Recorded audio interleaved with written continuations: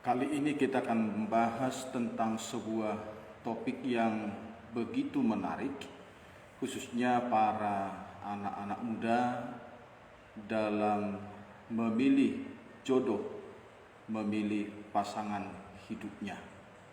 Karena kita melihat hari-hari ini banyaknya rumah tangga, pasangan yang rusak, ada yang berpisah, ada yang bercerai, bahkan yang lebih fatal lagi ada melakukan tindakan-tindakan kekerasan, bahkan sampai berujung kepada kematian. Bahkan sebagian ada banyak keluarga, rumah tangga, suami istri tetap bertahan dalam membangun rumah tangga, namun sesungguhnya tidak menemukan kebahagiaan, keharmonisan, kerukunan dalam berumah tangga. Yang ada adalah tekanan, siksaan, kesedihan, bahkan sampai kepada penyesalan. Nah, untuk itu bagi seluruh anak-anak muda yang tentunya hari-hari ini sudah mulai mengadakan pendekatan dengan seorang teman hidupnya, atau katakanlah itu sudah sedang berpacaran, bahkan sampai bertunangan. Nah, untuk itu perlu belajar bagaimana menentukan, memilih jodoh yang membahagiakan itu. Karena kalau salah memilih, tentu akibatnya dirasakan bukan hanya 1 tahun, 10 tahun, tetapi sebagai kita orang Kristen, kita hanya berpisah kalau sudah berumah tangga itu sampai kematian, hanya maut yang memisahkan. Jadi begitu panjang perjalanan, tidak seperti kita salah memilih makanan, mungkin hanya 1 hari kita bisa rasakan akibatnya, atau salah kita memotong rambut bisa sampai 1 bulan bisa dirasakan akibatnya, atau salah dalam memilih sekolah, kuliah bisa sampai bertahun-tahun merasakan akibat dari kesalahan memilih itu. Tetapi berbeda dengan salah memilih jodoh, memilih pasangan hidup. Bisa saja 10, 20, 30, 50 tahun kita merasakan akibatnya, tergantung kapan kematian, maut itu memisahkan. Karena pernikahan itu hanya bisa dipisahkan oleh kematian. Nah, untuk itu saudaraku yang terkasih, sejak dari sekarang ini kita belajar, kita berdoa, kita bergumul, jangan sampai terulang pengalaman mungkin orang tua kita atau orang tua teman, sahabat, tetangga yang kita lihat mereka berkeluarga, berumah tangga, tetapi tidak merasakan kebahagiaan. Jangan sampai mengalami hal yang sama kepada generasi sekarang ini. Nah, untuk itu mari berikan waktu, buka hati sungguh-sungguh untuk mendengarkan perenungan kebenaran firman Tuhan ini. Bagaimana kita dalam memilih jodoh pasangan hidup kita yang membahagiakan.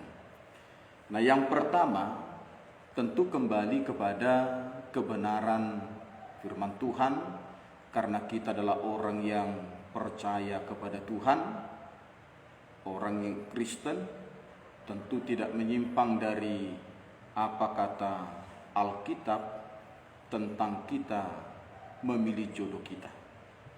Nah, yang pertama dalam Kejadian pasal 2 ayat yang ke-18.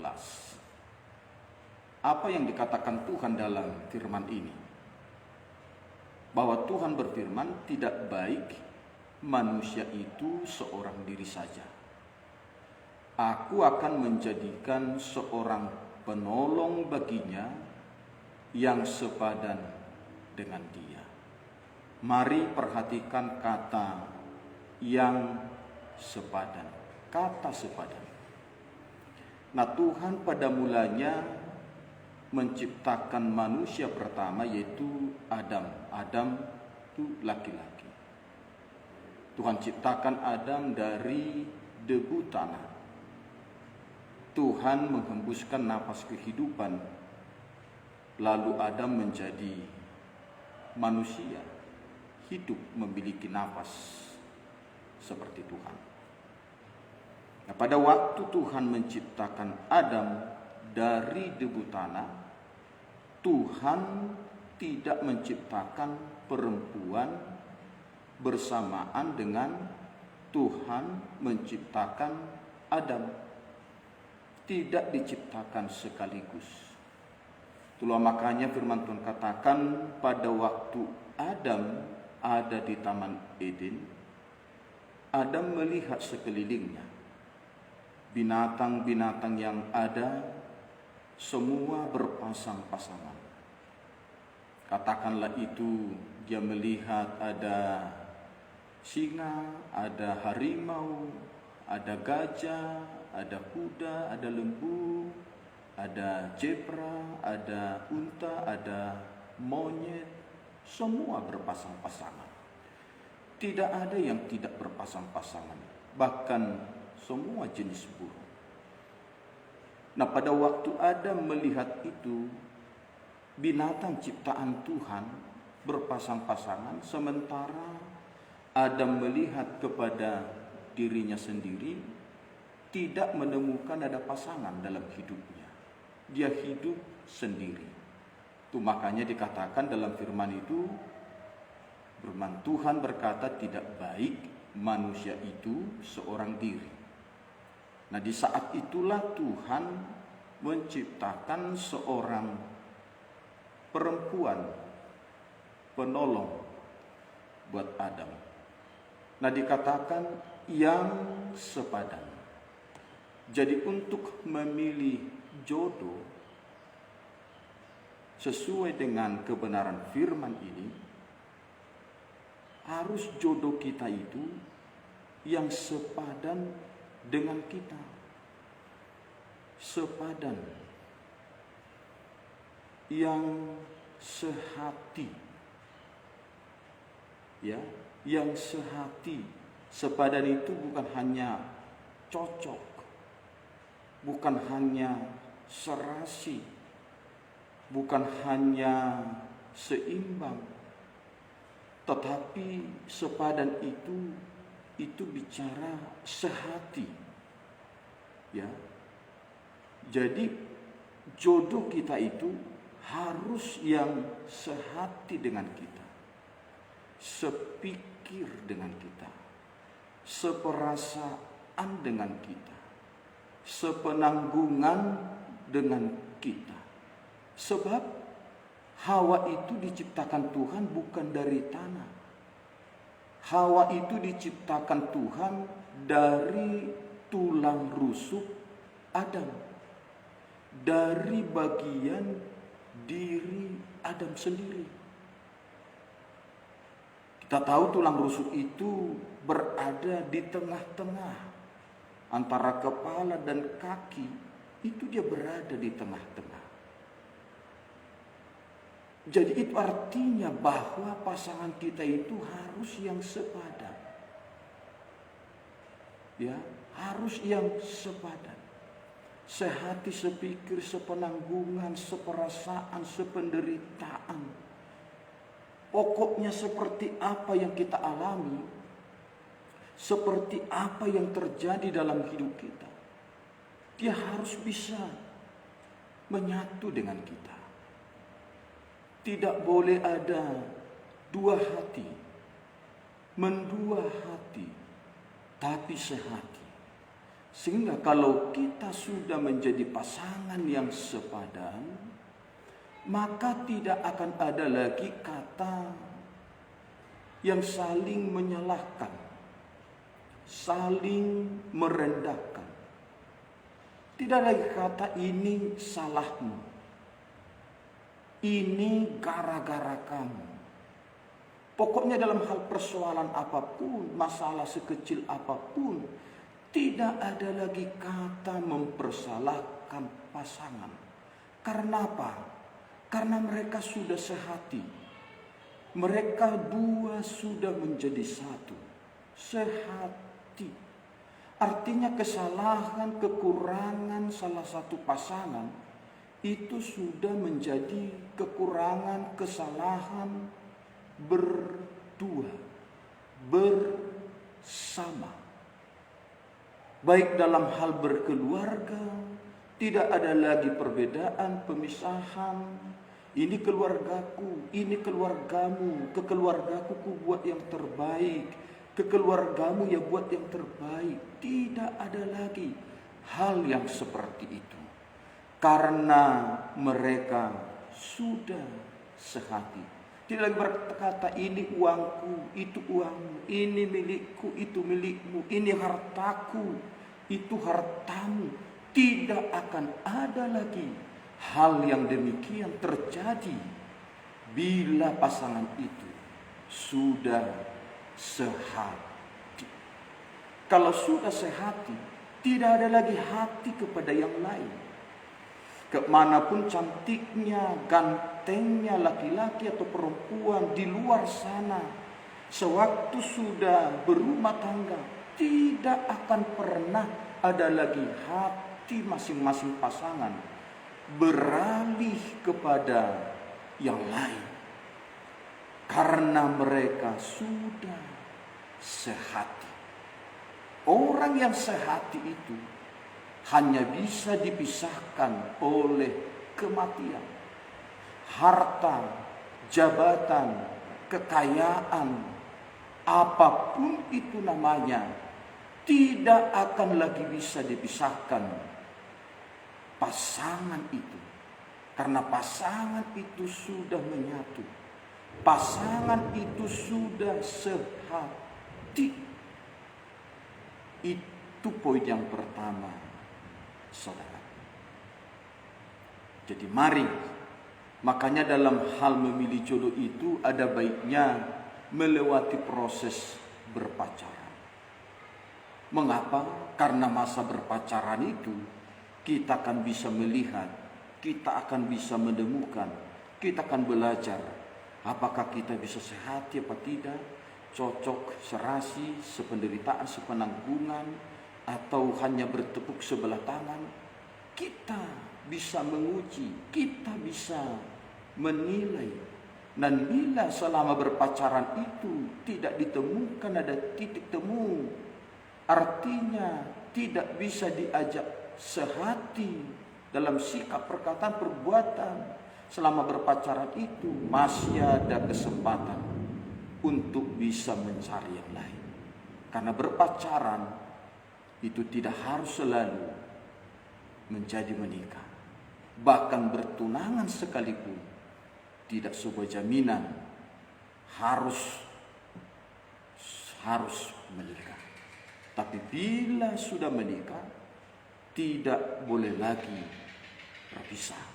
Nah, untuk itu, saudaraku yang terkasih dalam Tuhan Yesus Kristus, mari lihat yang sehati, sepadan. Itu kata Tuhan, aku akan memberikan penolong yang sepadan dengan dia, yaitu Adam. Hawa sepadan dengan Adam. Yang kedua, memilih jodoh supaya tidak salah, miliki dan lihat kriteria yang kedua ini. Yang kedua, dalam Kejadian 2 ayat yang ke-24 itu dikatakan, lalu laki-laki itu akan meninggalkan ayah dan ibunya dan bersatu dengan istrinya. Apa maksudnya di sini? Ayat ini memberikan pemahaman kepada kita untuk memilih jodoh itu Tuhan memberikan. Hawa kepada Adam, Adam kepada Hawa. Artinya apa? Meninggalkan ayah dan ibunya. Ini artinya jodoh itu harus yang bisa mandiri. Jadi kriteria yang kedua, mandiri. Jadi seorang pasangan, apakah itu laki-laki dan perempuan, mandiri, tidak lagi bergantung masing-masing kepada orang lain. Apakah itu orang tua, saudara, teman, sahabat, kenalan, atau siapapun itu. Jadi kalau sudah membangun rumah tangga, itu mandiri. Itu artinya sudah bisa berdiri sendiri, bertanggung jawab.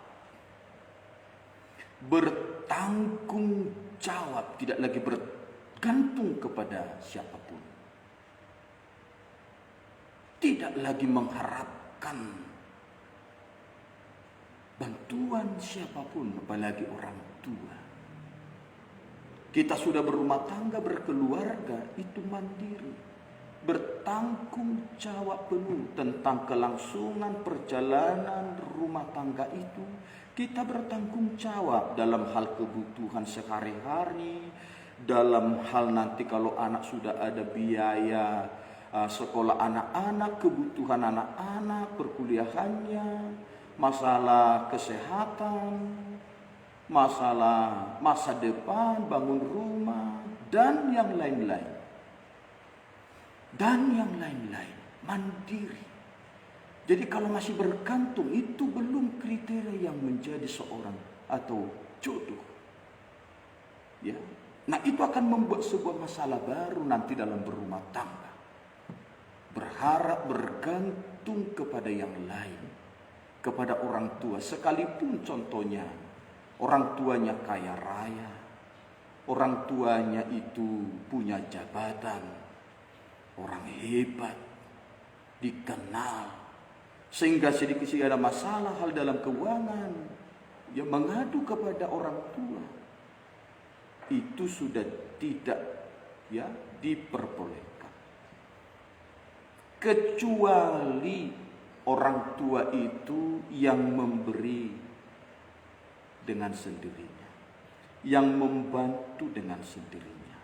Contohnya orang tua itu kasih uang tanpa kita tidak minta, kasih rumah tanpa kita tidak minta, kasih yang lain-lain tanpa kita tidak minta. Itu haknya orang tua. Tetapi kita tidak boleh lagi bergantung, berharap kepada mereka. Karena kita sudah mempunyai rumah tangga kita sendiri, keluarga kita sendiri. Jadi kalau kita masih berharap, berarti kita belum siap. Belum siap, masih kita dibiayai. Berarti kita masih anak-anak, belum dewasa. Nah, itu kriteria yang kedua untuk kita memilih jodoh yang membahagiakan kita, yang bisa menjadi hidup semati dengan kita. Yang ketiga, kriteria untuk memilih jodoh itu yang ketiga, harus yang dicintai. Jangan memilih jodoh tapi tidak dicintai, atau hanya sepihak yang mencintai. Katakanlah laki-lakinya yang sangat mencintai perempuannya, tetapi perempuannya tidak. Atau sebaliknya, perempuannya yang mencintai laki-lakinya, laki-lakinya tidak. Ini berbahaya, sangat berbahaya. Nah, untuk itu temukan jodoh itu bila saling mencintai. Laki-laki mencintai perempuan, perempuan juga sebaliknya mencintai laki-laki. Ya. Nah, itu harus saling mencintai. Kalau tidak saling mencintai, ini masalah. Masalah.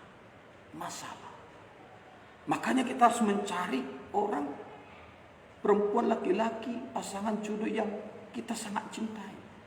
Dan dia sangat mencintai kita. Nah, kalau cinta sudah menyatu, wah, ibarat seperti perangko dengan surat. Tidak akan bisa dipisahkan. Kalaupun dipisahkan akan koyak, akan rusak. Itu kalau saling mencintai. Jadi film-film yang membuat gambaran tentang pasangan yang saling mencintai itu, waduh, banyak sekali. Sinetron. Katakanlah seperti itu, ya, film Titanic, ya, yang ada kisah di sana. Satu, ya, pasangan laki-laki dan perempuan yang sangat saling mencintai sampai rela memberikan nyawanya demi kekasihnya. Oh, luar biasa. Ini sangat luar biasa. Nah, film itu bisa mengisahkan, membuat gambaran kepada saudara-saudariku yang terkasih. Harus saling mencintai. Di Alkitab pun seperti itu. Ya. Begitu Abraham mengutus hambanya untuk mencari jodoh buat anaknya bernama Ishak. Lalu Abraham menyuruh hambanya pergi ke kampungnya, bahwa di sana ada anak daripada saudaranya, ya, yaitu anak itu yang bernama Ribka. Nah, pada waktu Ribka dibawa oleh hambanya untuk mendapatkan Abraham, lalu Ribka menatap Ishak. Ishak menatap Ribka. Mereka saling mencintai. Kita bisa lihat keluarga Ishak itu luar biasa. Saling mencintai. Tidak ada lagi cinta kepada yang lain. Kepada laki-laki, perempuan, pasangan manapun. Tidak ada lagi cinta.